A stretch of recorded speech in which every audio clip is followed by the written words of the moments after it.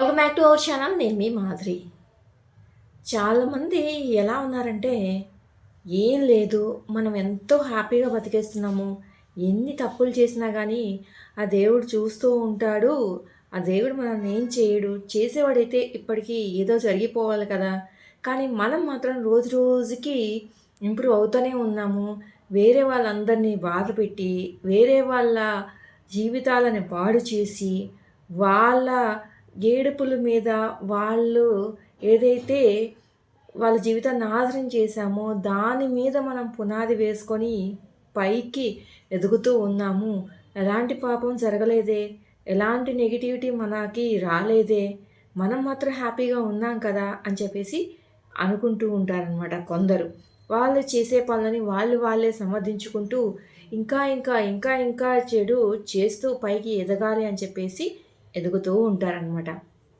కానీ ఒక కర్మ అనేది ఉంటుంది. అది వదలదు అనేది వాళ్ళకి తెలిసినా కూడా వాళ్ళు రియలైజ్ అవ్వరు. రియలైజేషన్‌కి రావాలని అనుకోరు. ఆ కర్మ అనేది నిజంగా ఉంటే ఇప్పటికి వచ్చేయాలి కదా!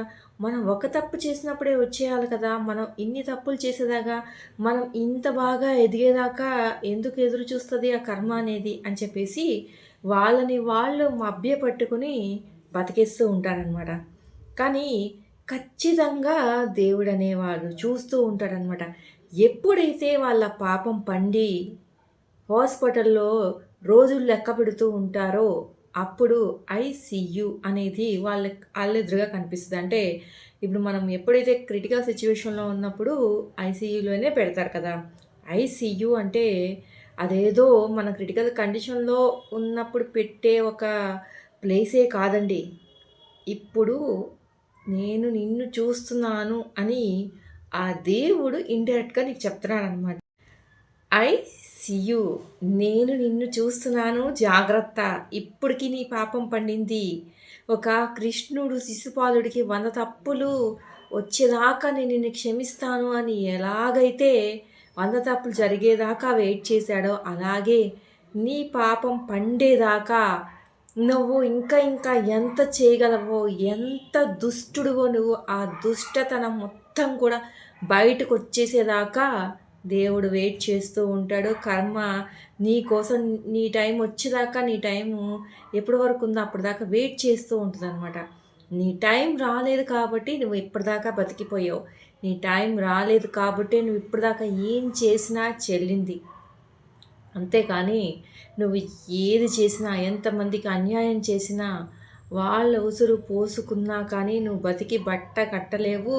నువ్వే కాదు నీ తరం తర్వాత తరం నీ ఫ్యామిలీ ఎవరైతే ఉంటదో వాళ్ళకనేది నీ పాపంలో భాగం ఖచ్చితంగా ఉండి తీరుతది. గుర్తుపెట్టుకోండి. తప్పులు చేసే వాళ్ళకి ముఖ్యంగా చెప్తున్నా అనమాట. తప్పు చేసేసాం ఏం కాలేదని మాత్రం దర్జాగా కాలు మీద కాలేసుకొని బిందాస్‌గా మాత్రం కూర్చోకండి. అది మీకు రిటర్న్ వచ్చే రోజు ఒకటి వస్తది. కాబట్టి మరీ అంత ఇదిగా సెల్ఫిష్‌గా ఉండకండి. మరీ అంత వేరే వాళ్ళని కూలదోసేసి వాళ్ళ మీద మీ పునాదులు వేసుకొని మరి మీరు మేడలు కట్టేయకండి దయచేసి. ఇదండి ఈరోజు వీడియో. వీడియో కనుక నచ్చితే లైక్ చేయడం మర్చిపోదు. మరిన్ని ఇలాంటి వీడియోస్ కోసం వెంటనే ఛానల్ సబ్స్క్రైబ్ చేసుకొని పక్కన బెల్ ఐకాన్ ప్రెస్ చేయండి. అప్పుడే నేను పెట్టే డైలీ నోటిఫికేషన్స్ మీ దాకా వచ్చేస్తాయి.